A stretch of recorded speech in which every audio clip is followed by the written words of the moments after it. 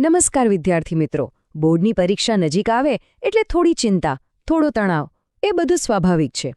પણ જરા વિચારો, આ પરીક્ષાને એક બોજની જેમ નહીં પણ એક તક તરીકે જોઈએ તો? ચાલો, આજે આપણે લોકનિકેતન વિનય મંદિર લવાણાના વિદ્યાર્થીઓ માટે આવેલા એક ખૂબ જ ખાસ અને પ્રેરણાદાયક સંદેશને સમજીએ. જુઓ, આખા સંદેશનો જે સાર છે ને એ બસ આ એક વાક્યમાં જ છે.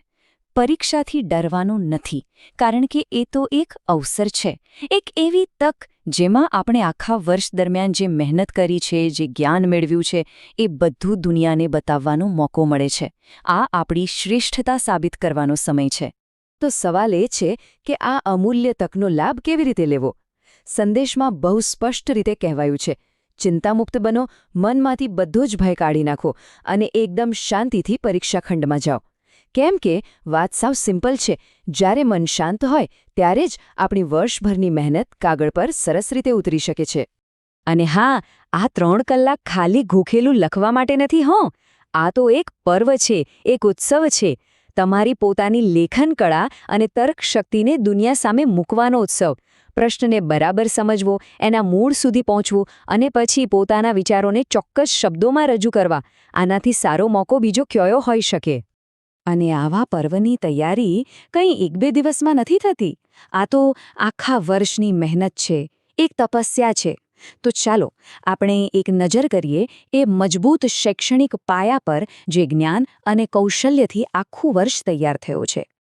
જુઓ તો ખરા, આ આખી સફર કેટલી અદ્ભુત રહી છે.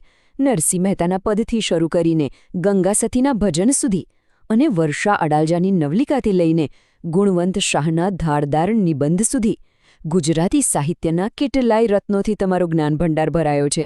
અને આ ખાલી વાંચવા પૂરતું નહોતું, ખરું ને? હાસ્ય નિબંધ અને ગંભીર નિબંધમાં શું ફેર હોય, નવલિકા અને એકાંકીની શૈલી કેવી રીતે અલગ પડે, આ બધું સમજવું એટલે સાહિત્યના આત્માને સ્પર્શવા જેવું છે. અને આ જ સમજ તમને તમારા જવાબોને વધુ ઊંડાણપૂર્વક લખવામાં મદદ કરશે. ખાલી સાહિત્ય નહીં, પણ એને શણગારવાની કળા પણ શીખવવામાં આવી છે. શબ્દાલંકાર અને અર્થાલંકાર, આ એવા હથિયાર છે જે તમારા લેખન કૌશલ્યને એકદમ ધારદાર બનાવી શકે છે. ઉપમા હોય કે રૂપક, આ અલંકારોનો સાચો ઉપયોગ જ તમારી ઉત્તરવહીને બીજાઓથી અલગ પાડશે. સ્વાભાવિક છે, જ્ઞાનની આટલી મોટી સફર એકલા તો ના જ થાય. એના માટે એક માર્ગદર્શકની જરૂર પડે જ. અને આખા વર્ષ દરમિયાન તમારા અલગ અલગ વિષયના શિક્ષકોએ આ ભૂમિકા ખૂબ જ સારી રીતે નિભાવી છે. અને જો આ પ્રોત્સાહક સંદેશ પણ એવા જ એક માર્ગદર્શક મનોજ ચોખાવાલા તરફથી આવ્યો છે, જેઓ પોતે તમારી આ શૈક્ષણિક યાત્રાના સાક્ષી રહ્યા છે.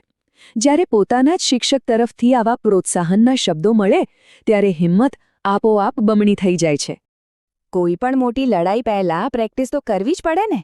બસ આખા વર્ષ દરમિયાન જે તૈયારી થઈ એને યોગ્ય દિશા આપવા માટે સમયાંતરે મૂલ્યાંકન પણ એટલું જરૂરી હતું. જાન્યુઆરીમાં લેવાયેલી આ પરીક્ષાઓ બોર્ડની ફાઇનલ પરીક્ષા માટેનું એક અગત્યનું પગથિયું હતી, જેણે આપણી તૈયારીને વધુ મજબૂત બનાવી. પણ એક વાત યાદ રાખજો, સફળતાની આ કહાણી માત્ર સ્કૂલની 4 દિવાલોમાં નથી લખાતી. એના માટે જરૂર પડે છે એક મજબૂત પીઠબળની, જે આપણને આપણા પરિવાર અને સમાજ પાસેથી મળે છે. એટલે જ તો આ સંદેશમાં કેટલી સુંદર વાત કહી છે. શાળા, પરિવાર, કુટુંબ, સમાજ અને ગામનું નામ રોશન કરો. આ પરીક્ષા માત્ર તમારા પોતાના ભવિષ્ય માટે નથી, પણ એ દરેક વ્યક્તિના સપનાઓ સાથે જોડાયેલી છે જેમણે તમારી આ સફરમાં તમને સાથ આપ્યો છે.